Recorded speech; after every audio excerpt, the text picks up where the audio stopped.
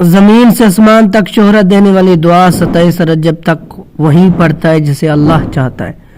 اسلام وہ دین ہے جس میں ساری پریشانیاں، مشکلوں، بیماریاں، مصیبتیں، دکھوں، غموں کا حل موجود ہے۔ اسلام کا سایہ تلے زندگی گزارنے سے غربت دور ہو سکتی ہے، بیماری کا علاج ہو سکتا ہے، پریشانی کا حل ہو سکتا ہے، غموں کا اہتمام ہو سکتا ہے، دعائیں قبول ہو سکتی ہیں، مراد پوری ہو سکتی ہے، قسمت سنور سکتی ہے، بگڑی بن سکتی ہے۔ ایک مومن کا اس بات پر ایمان ہونا چاہیے کہ ہمارا اصل مددگار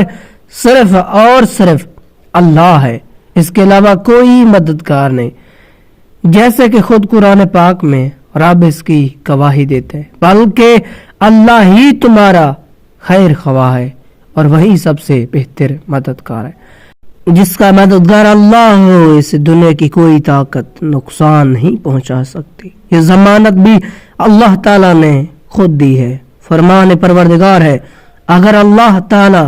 تمہاری مدد کرے تو تم پر کوئی غالب نہیں آ سکتا، اگر وہ تمہیں چھوڑ دے تو اس کے بعد کون ہے جو تمہاری مدد کرے۔ ایمان والوں کو اللہ تعالیٰ ہی پر بھروسہ رکھنا چاہیے،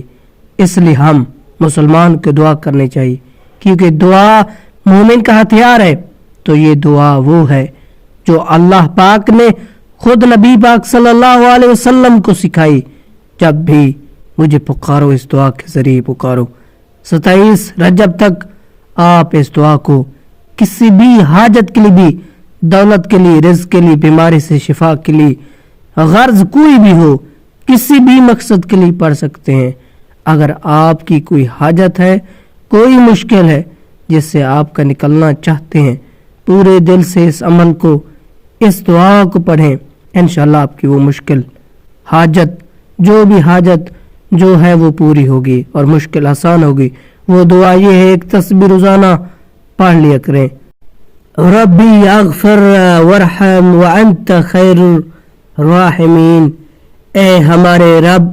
مجھے بخش دے، مجھ پر رحم فرما، تو سب سے بہتر رحم فرمانے والا ہے۔ اس دعا کو اتنی عاجزی سے پڑھیں کہ آپ کی دعا فوراً قبول ہو، کیونکہ جب گناہگار بندہ روتا ہے تو عرش الہی ہل جاتا ہے، جیسے کہ ماں کا دل دہل جاتا ہے بچے کے رونے سے، فوراً